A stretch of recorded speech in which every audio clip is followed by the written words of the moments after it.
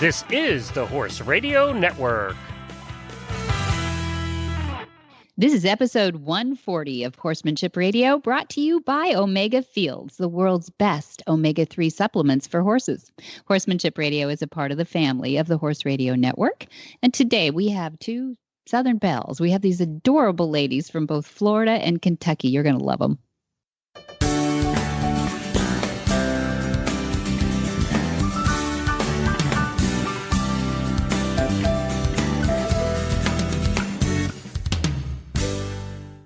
This is Debbie Laux, and you're listening to the Horsemanship Radio. Thanks for joining us. Horsemanship Radio airs on the 1st and the 15th of the month, and I have my producer, Jen, with me today. Hi, Jen. Greetings, Debbie. How are you doing? Yeah.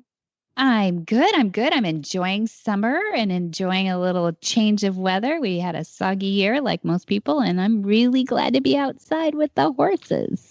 Isn't it nice when the weather challenges in whatever part of the world you're in, because every part of the world has weather challenges at certain times of the year. Some people it's winter, some people it's summer, some people it's spring, sometimes it's fall. But it's nice when they settle down and you get through that and you can kind of sigh and just enjoy your horse's hay breath. Yeah, hay breath. That's great. Yeah, because I know the horses must think the same thing too.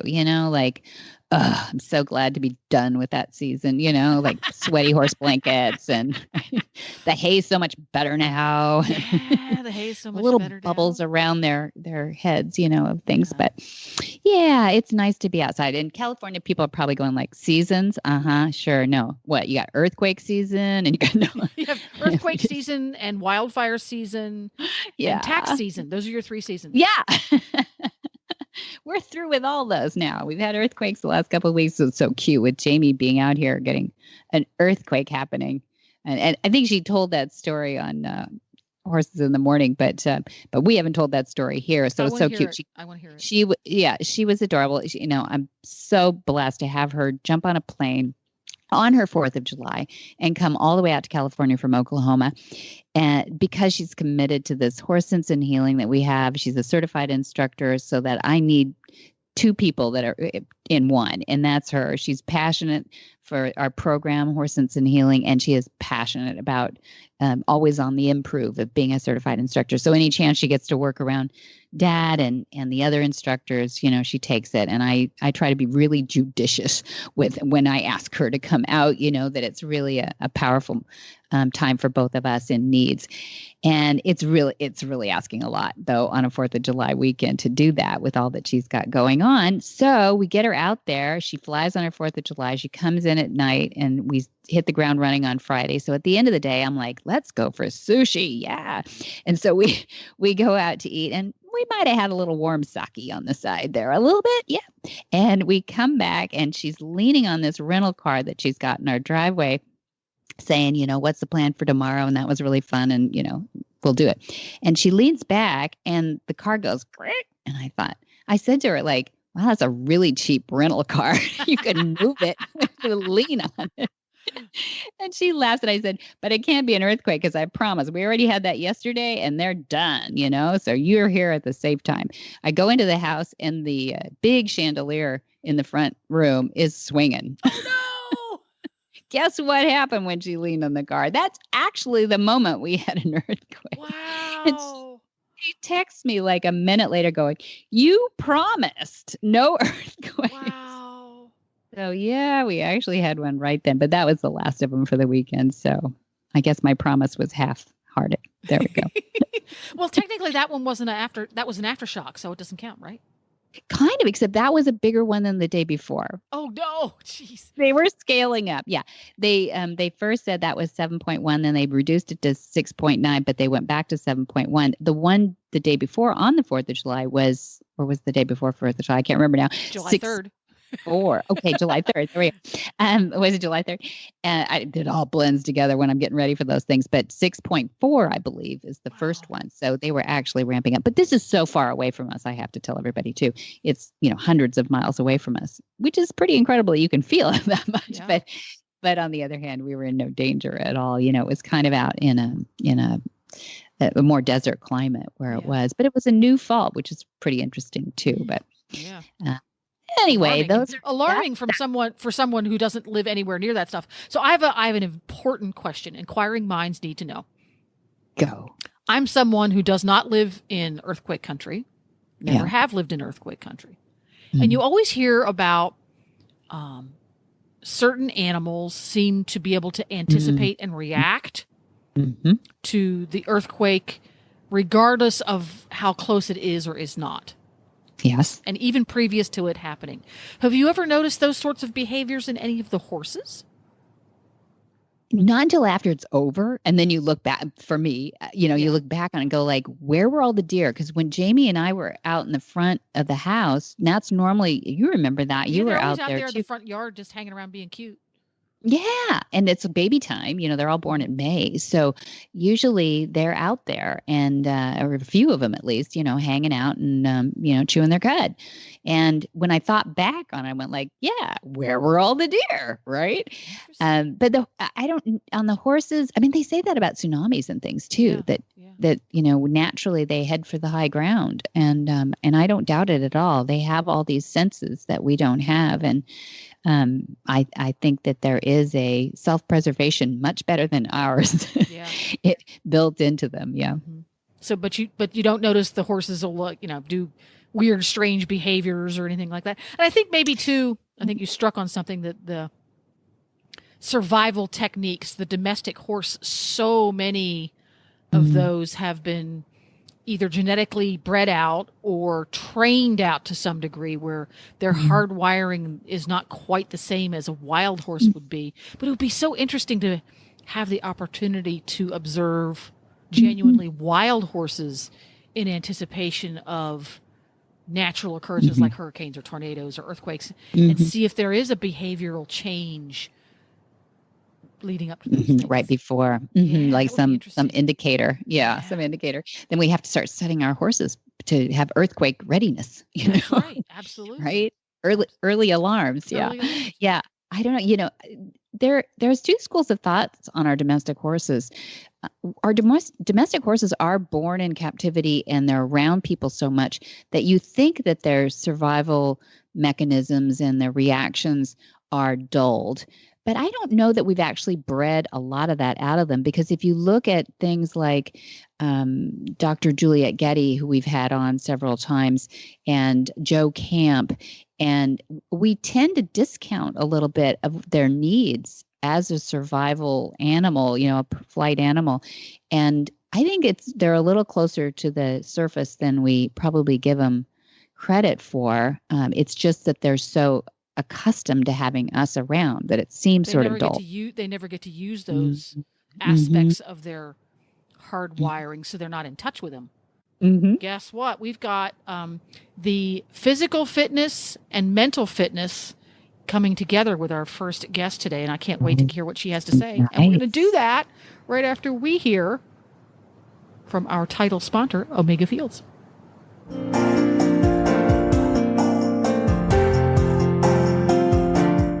Hi, Joe Camp here to share about Omega Fields. Omega Fields exists to help you keep your first promise to the horses you love, to care for them well. Nutrition is the foundation of a healthy life and supports all the activity that brings you and your horse so much joy. Omega-3s from flax are the cornerstone of that foundation. So, coupled with the finest ingredients in their proprietary Pure Glean flax stabilization process, they created Omega Horse Complete, Omega Nibblers, low sugar and starch, Omega Antioxidant, and Proventum Probiotic soft treats. Thousands of horses are experiencing a vibrant life with the help of Omega Fields products, including all of ours, a part of helping you keep your promise to your friends. Nutrition for a healthy life isn't just their slogan, it's their purpose.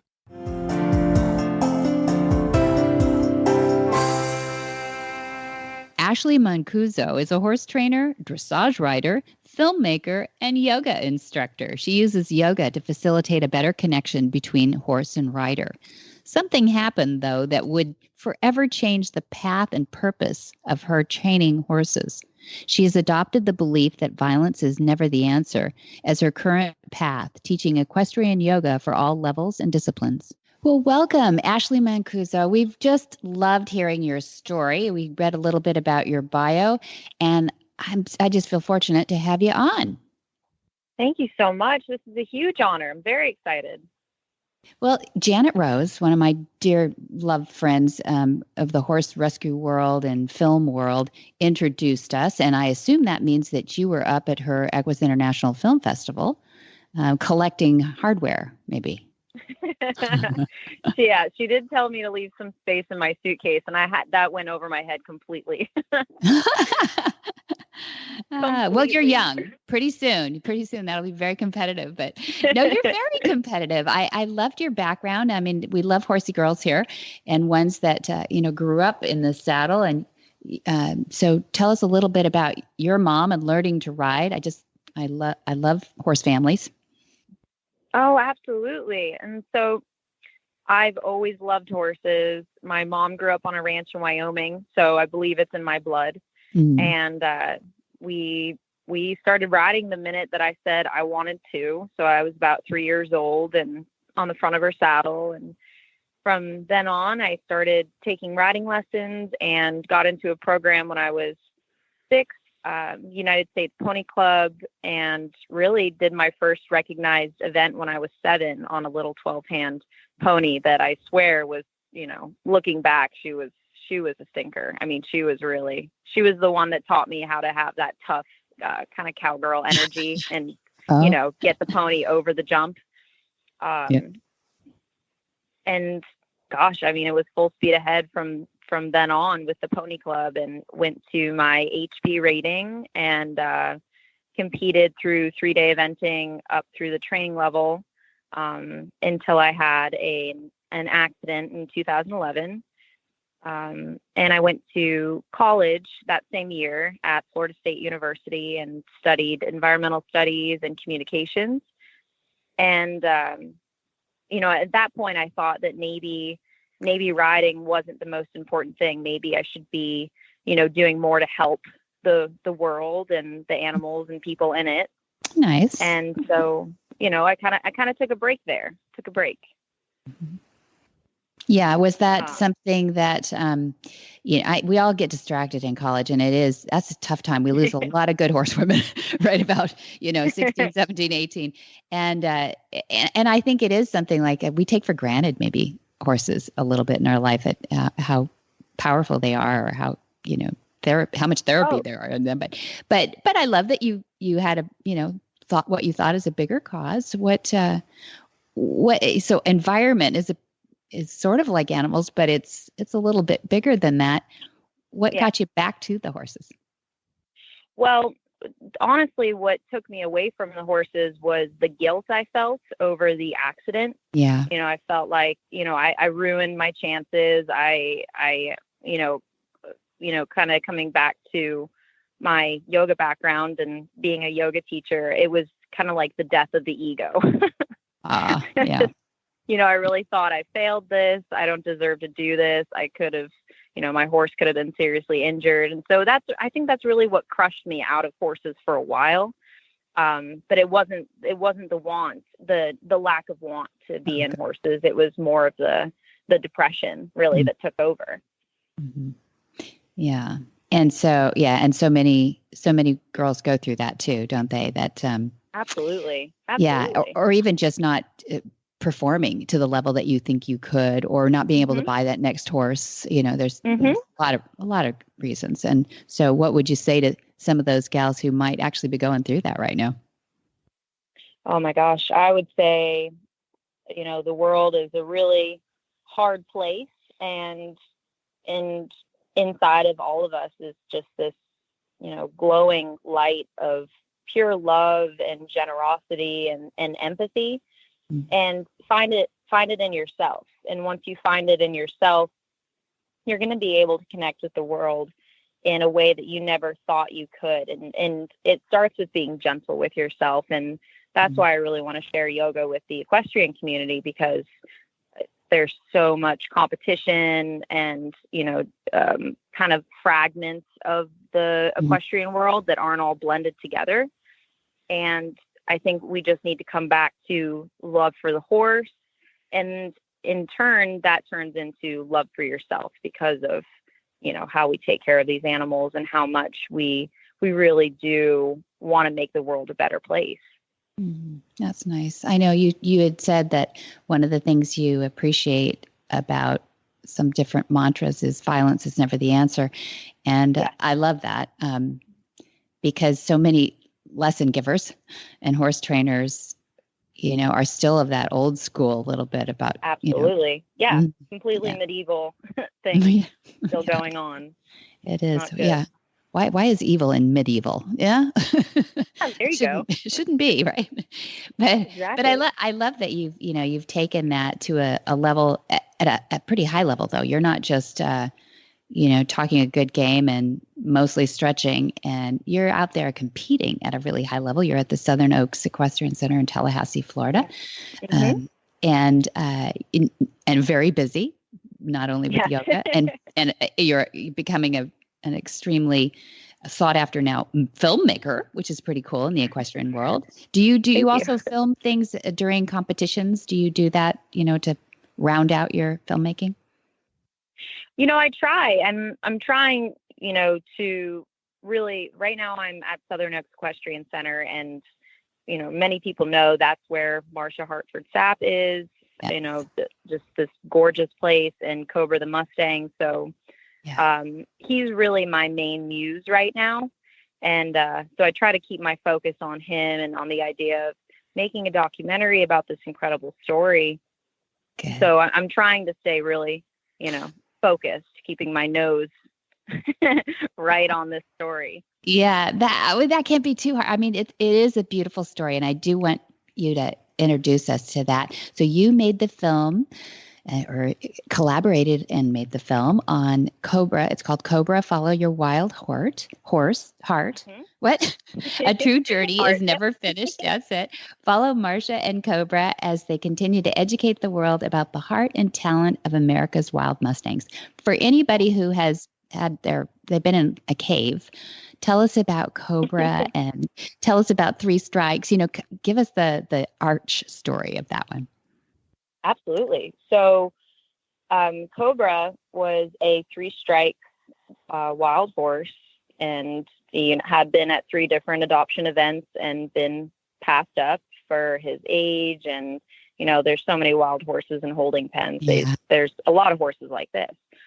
And Marcia was going into a Mustang makeover where the trainers were allowed to pick their horse, and she saw pictures and videos of him, this regal bay, 4 white-socked Mustang, and she saw something in him. And even though she didn't make the top 10 at that makeover, she decided to keep him and continue his training because she really thought that he had potential as a dressage horse. And long story short, she achieved both her bronze medal and silver medal going up through intermediate with this previously wild horse, and did so with everyday steady training. And what she always says is, it's not that I'm special or that he's special, it's that I dedicated myself to him and every day checked in and worked on things. So it's an incredible story. It's a beautiful story. It really is a beautiful story. And you did it beautifully, too. From those first moments, I saw a 6-minute YouTube preview, I would call it. And I'm going to put that in the show notes so that people can click on that link if they didn't find it. But it is from the first moment when she can't even touch him yet. He trusts no one. And seeing that big brand, the 3 Strikes brand on the butt, as well as his feel him. And he's this gorgeous dark bay. It's beautiful. And then all the way to this beautiful dressage exhibition that he gives at the end is just like, and he's a Breyer horse. Oh my gosh, with little girls hugging him around the neck, and he's striking in the first scene, striking out at Marcia and, and hugging people in the end. So I was honored to interview Marcia Sapp on episode 121, if people want to go back to that on Horsemanship Radio too. And she tells a little bit of that story while it was like WEG time with all the everything going on then. So it was kind of a crazy time. Oh my goodness. Right. And so, it's a great story. And so do you consider yourself an artist because you you work with such beautiful subjects, horses and women. I mean, how much more beautiful is that? Yeah. Do you consider yourself more of a storyteller or more of a visual artist? That's a great question. So I've always been interested in making movies, but I've always also been interested in, having events, and getting all excited and getting everyone together and bonding over something. So my cousin and I had these films we'd make, and then we would round up the whole family and have film awards. So I think I got my first film award when I was 10. And I think it was kind of given to myself for best comedy film. But comedy. That's great. That's the hardest thing. Yeah. We just, we had something in us.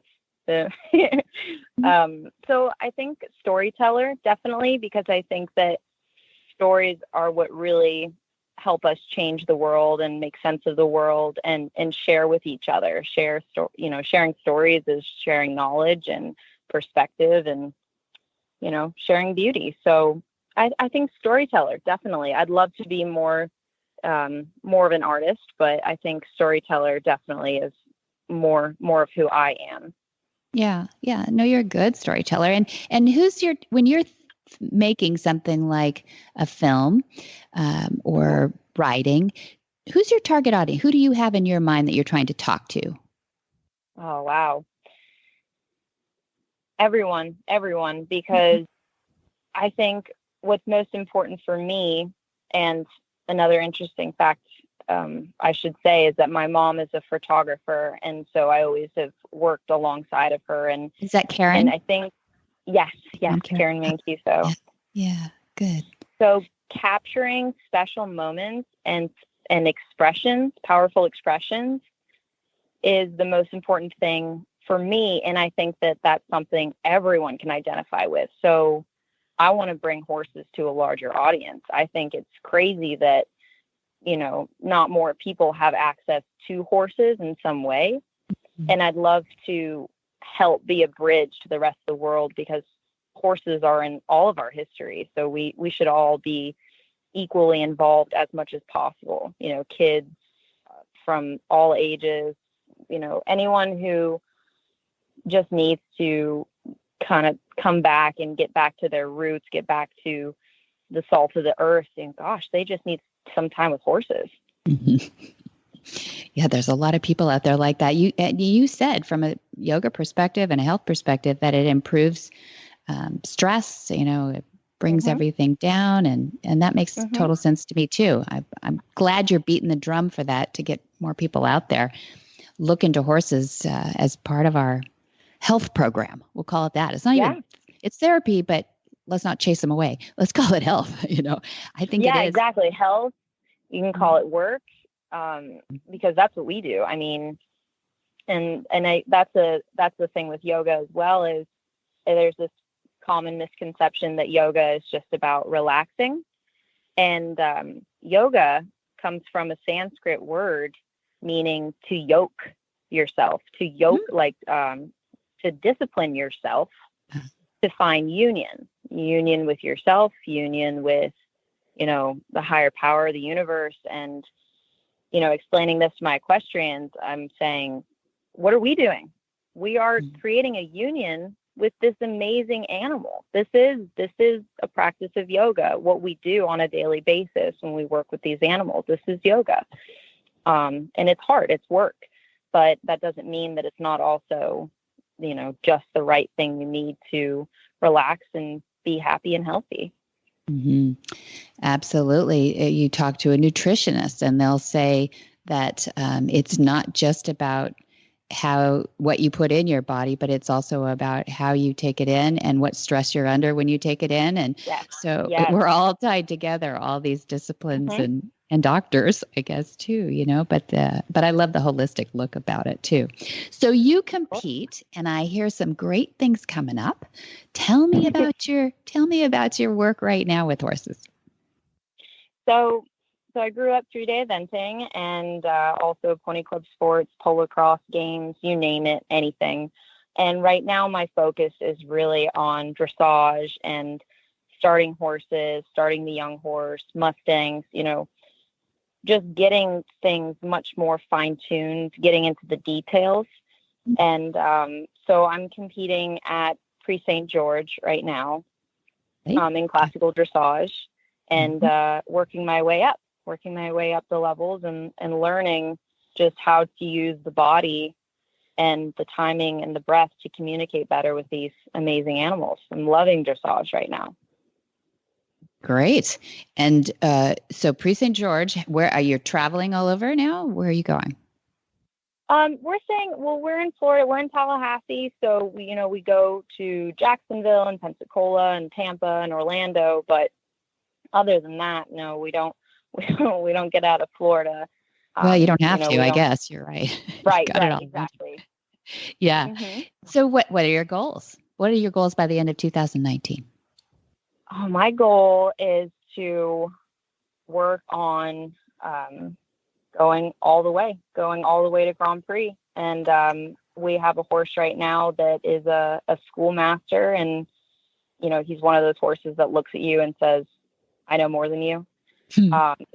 And that's a blessing to have an animal like that and to really respect that. And so I'm taking the opportunity to ride this horse and continue my education, continue being a student. Good.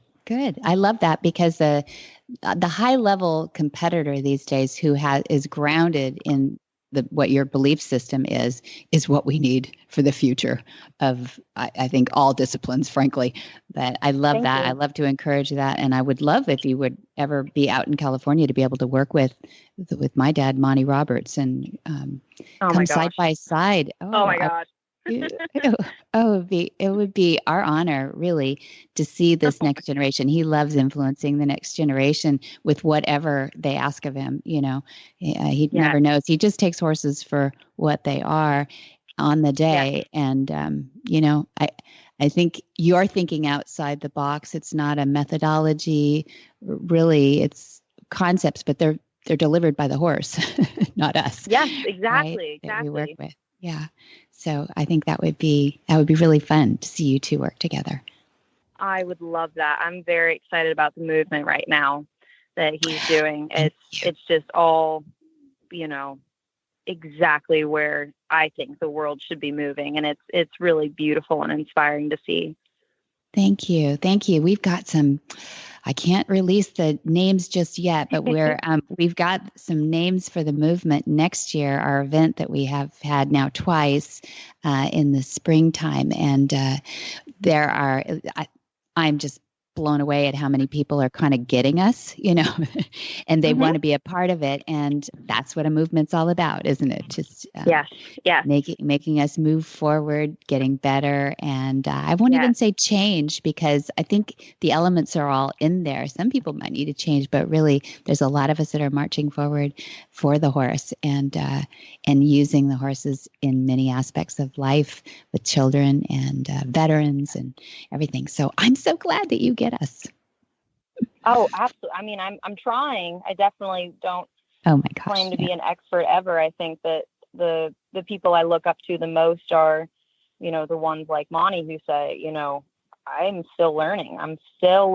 And I'm not, I'm just as much a student as I am a teacher. I think that that's a really beautiful thing. And my yoga instructor, Timmy Bender Howard, is very much always coming back to that idea that she is a student, we're her students, but we all teach each other and move forward together.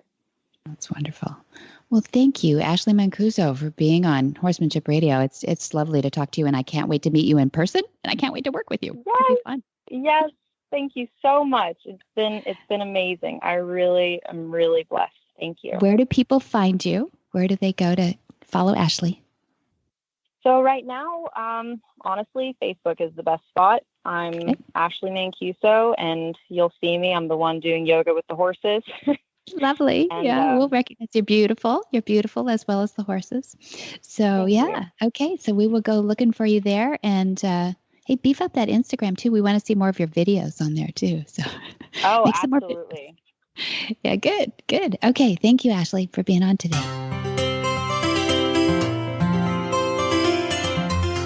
Cavallo horse and rider Carol and Greg Giles, too, have been longtime supporters of the Horsemanship Radio, and we thought, you know what better way to show how their support goes than through the people who buy their boots. So we have this from Brenna Eldridge on a Facebook post.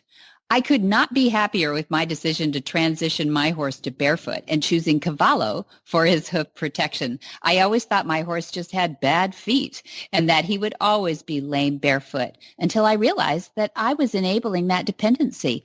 By allowing his feet to adapt back to the way that they were naturally intended, his feet have become strong and he now seems perfectly comfortable barefoot.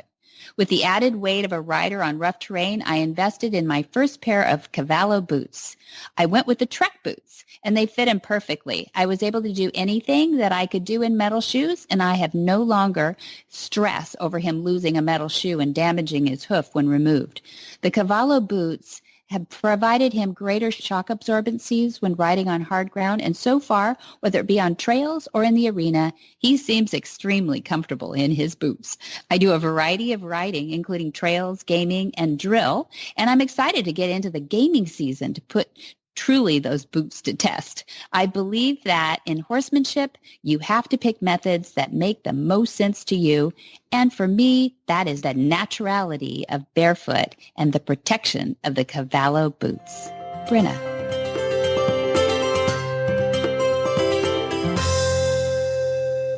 Olivia Warner is 12 years old and she resides in Winchester, Kentucky. Her parents could see her love for horses early on, and she started riding on her own at age 4 years and competing, too, in her first show at age 5.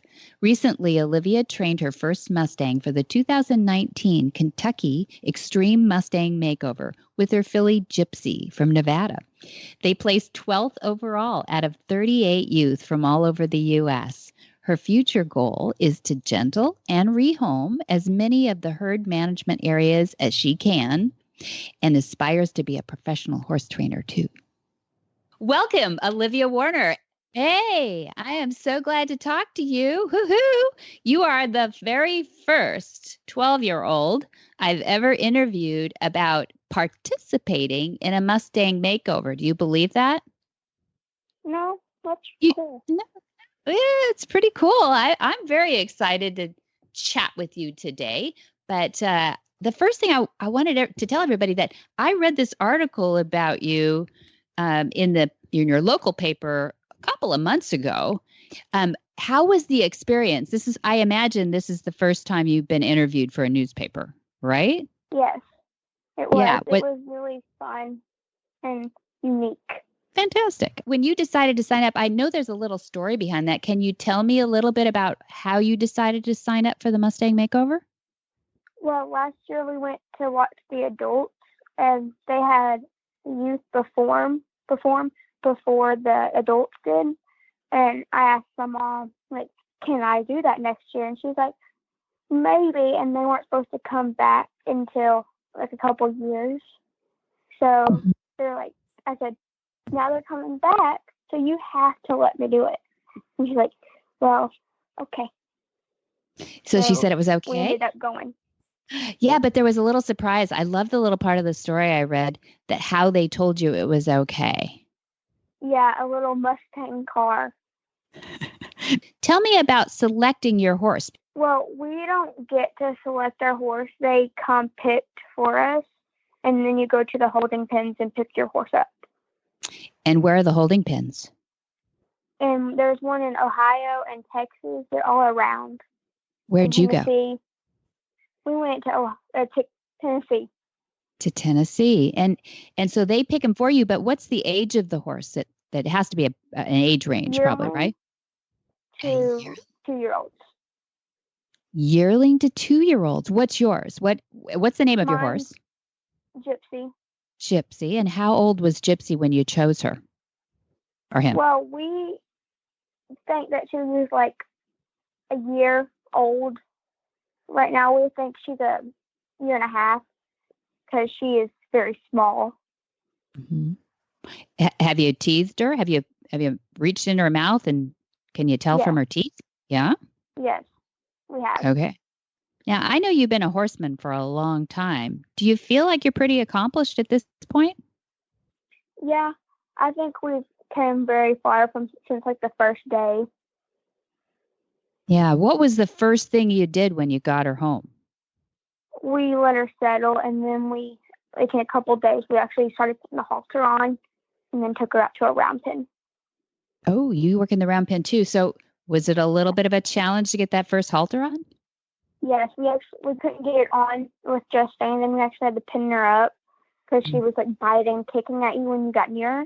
So we had to like make her get confined where you could put it on.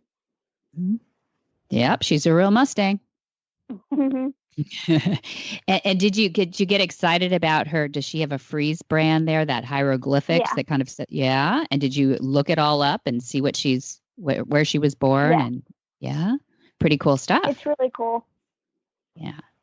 Not everybody knows about that. So you might have to do a school project, let everybody know how that works. So now tell me about, you're going to be in this competition because your horse is chosen for you. How does each day go for you? Do you start small and incrementally, or what was the first thing that you knew that was the first goal that you had to achieve? The first goal was like getting her home and touching her and letting her know that we're not going to hurt her, and then putting the halter on, and then slowly, gradually going up from there. Okay. And when you got her in the round pen finally, and that must have been a challenge, what did you do first in the round pen? We put a lead rope on her and broke her to lead, which was very hard. What did you do first? Did you do it yourself, or did you have a big burly guy with hairy legs to help you out? Well, my dad helped me. He just like put the lead rope on and made her walk. And then the same day I actually got in there with her to walk her around. Mm-hmm. Did she like your dad better or you better? Me. Ah, that's nice. You knew you had the right horse then, huh? Yep. Did you name her Gypsy, or did somebody else? I did. Good. And is there a story behind that? Well, I had a goat, and her name was Gyps.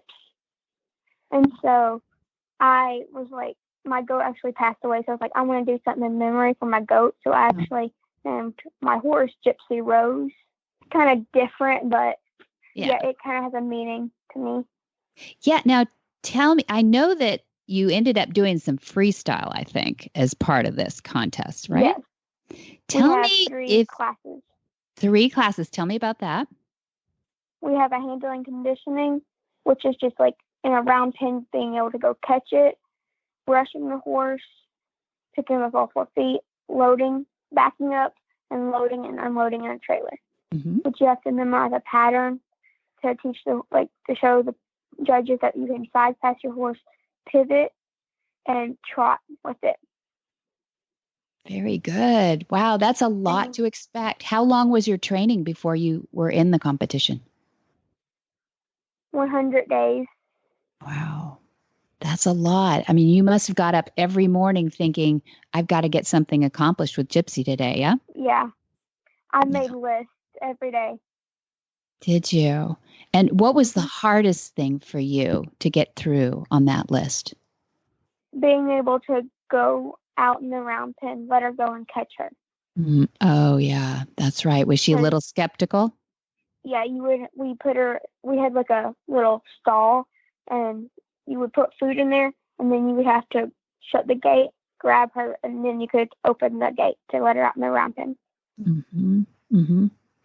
Yeah, and you probably studied her ears and her eyes to see what mood she was in or what she was thinking about.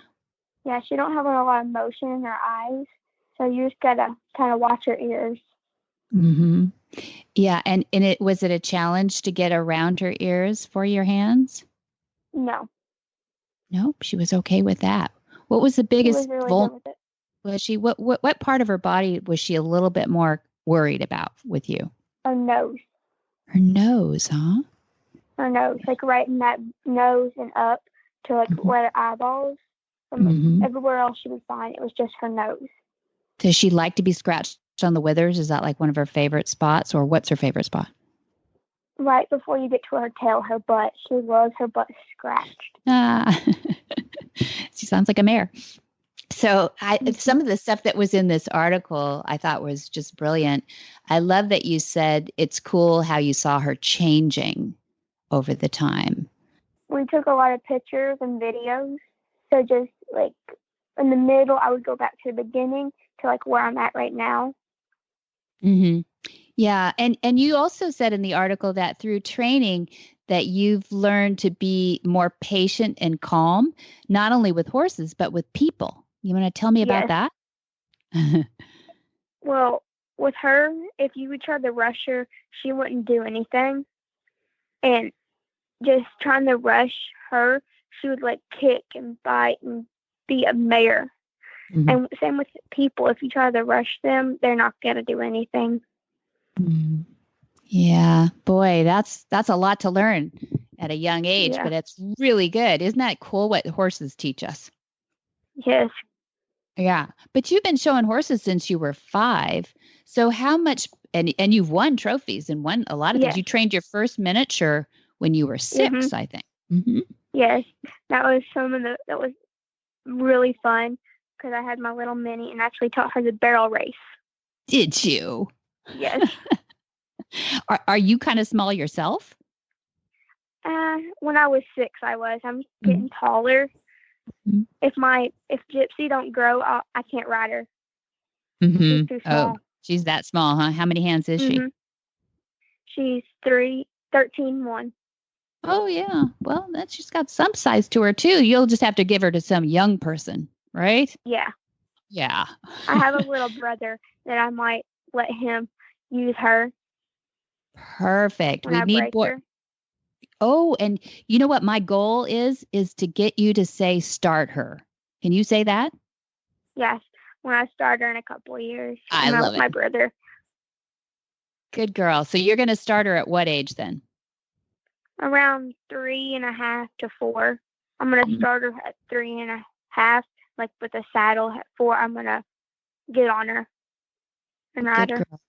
Good girl. Wear your helmet. So I read also in this article that your end goal is to do this for a living and that you want to rescue and train kill pen horses, being sent to slaughter. How did you come up with that huge goal?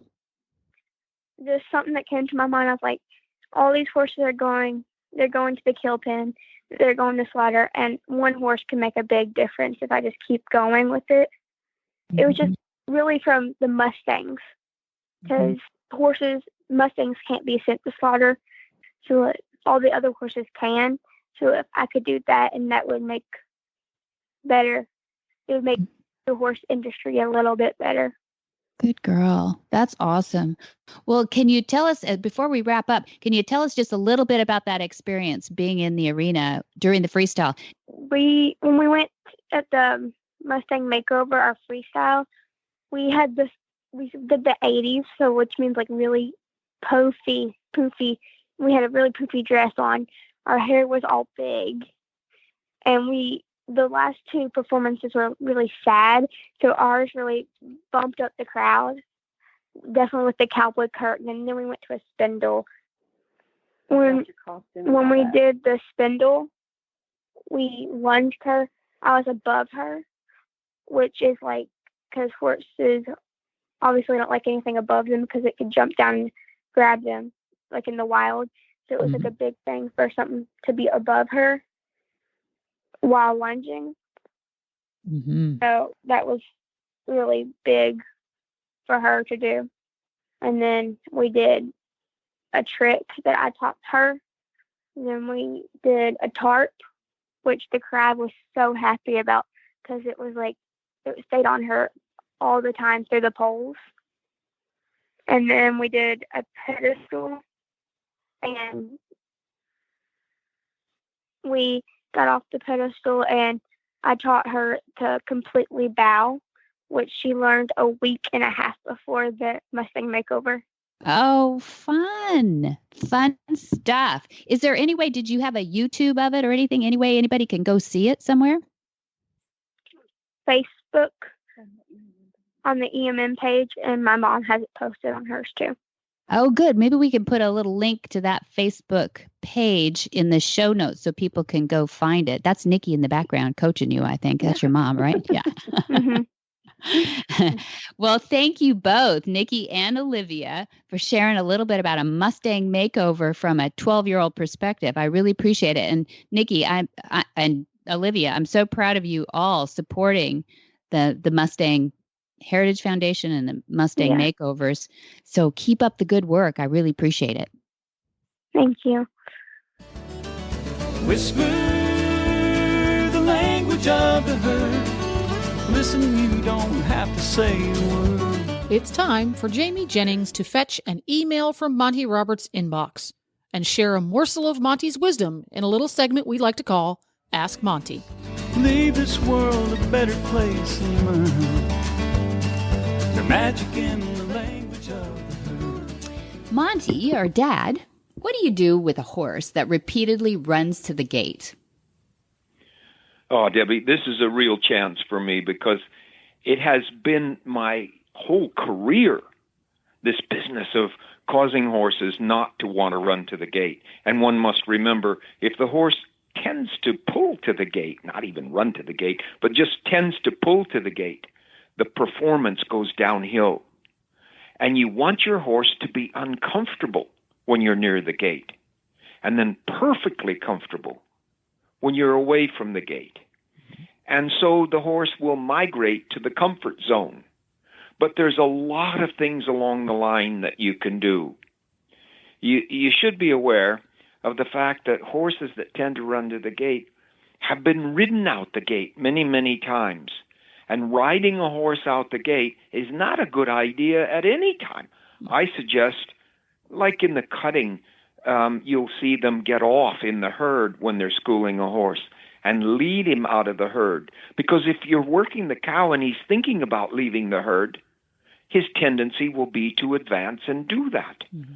So getting off and leading out the gate should be one of the first things that you do to stop down this tendency.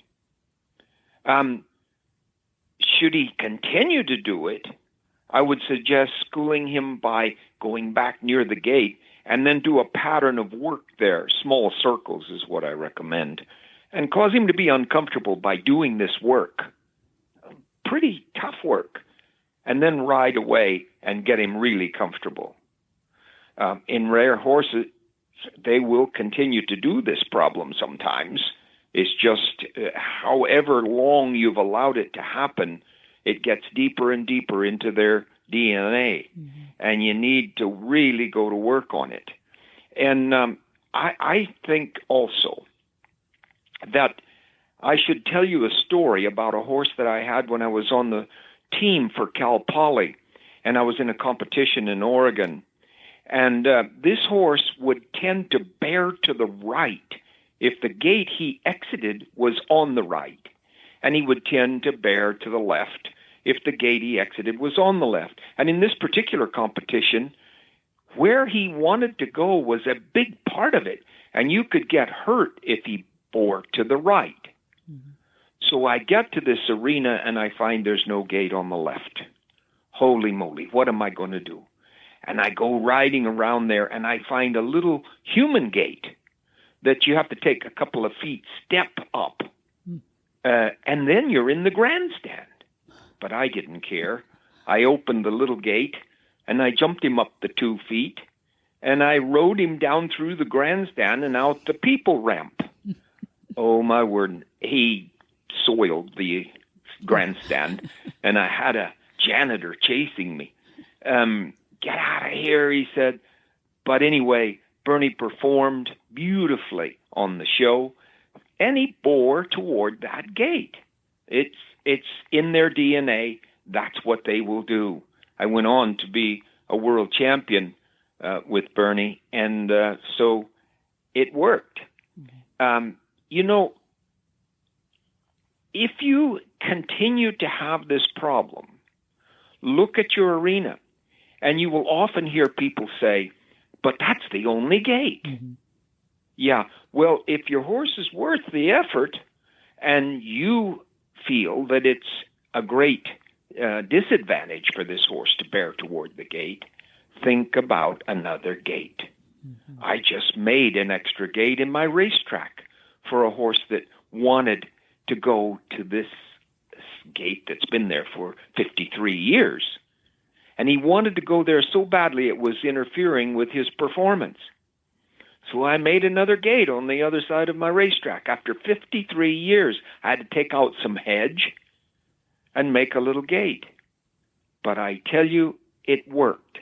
So think about it. Just a little gate with, something easy for the people to put up with that own the place. Or if you own the place, then it's much easier to put up with it. But oftentimes, it's where other horses live or something, and it's difficult. But, resolve yourself to get the problem fixed. And then you could get off and always back out the gate. Mm-hmm. That makes a difference. If they go forward out the gate, then while they're going forward, they will think more about going out the gate. If you get off and back them out the gate, it's an improved situation. Although I'm for making another gate. I think it will help you in the end with that difficult horse that you're having a lot of trouble with. Those are the things that I would do.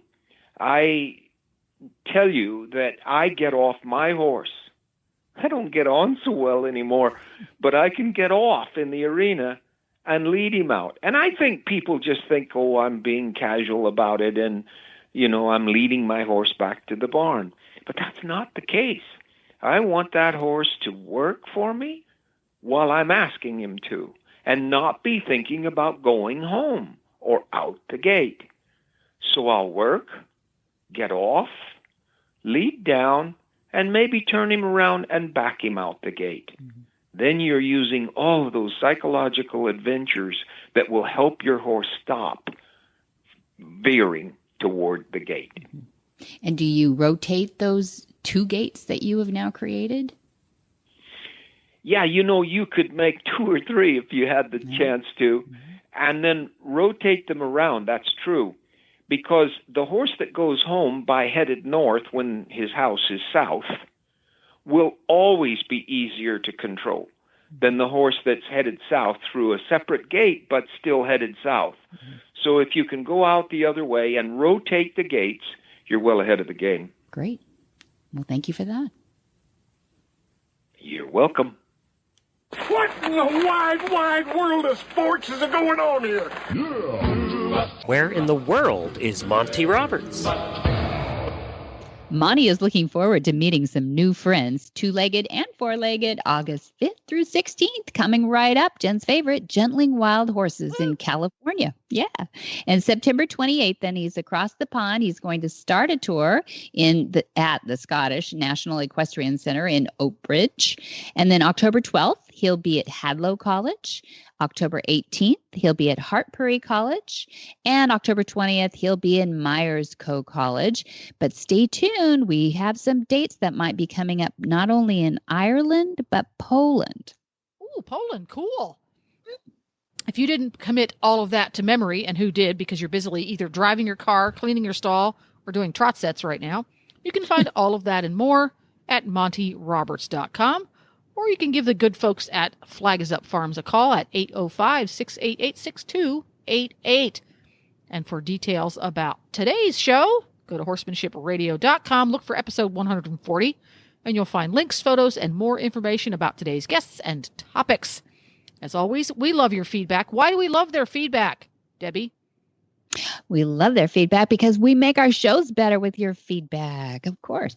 That's right. And you can follow Monty Roberts on Facebook. Just type in there Monty Roberts. Click like and follow, the one with the little blue check marks. That's the official page. And you can also follow Monty on Twitter, 150 characters at a time, Monty_Roberts, and the same on Instagram. Beautiful. Instagram. That's right. That's your fave. Uh-huh. And to get the app, too, go to the Horse Radio Network on iTunes, Android, podcast. I mean, it's all, how many places can you get a podcast these days? iHeartRadio. There are many, many, many podcast players. If you go to your app store in your phone and just look for podcast players. There are lots of them. iTunes, of course, is kind of the original. We also have the original HRN app. Just go to your app store and just search for Horse Radio Network. That one is easy because you can say either subscribe to all the shows on the Horse Radio Network, or you can pick and choose just the ones you want. And it works for Android and iPhones. So any podcast player will work. You can just listen to it on your computer as well. You don't even have to use your smartphone if you're anti-smartphone. That's true. You can just use your computer. It's anti-smartphone. That's right. Take it away from your kids. And many thanks to our sponsors, too. That's Omega Fields, Cavallo Horse and Rider, and Monty Roberts University. And don't forget to visit all the other great shows, too, on the Horse Radio Network at www.horseradionetwork.com. Until next time, have many happy horse hours.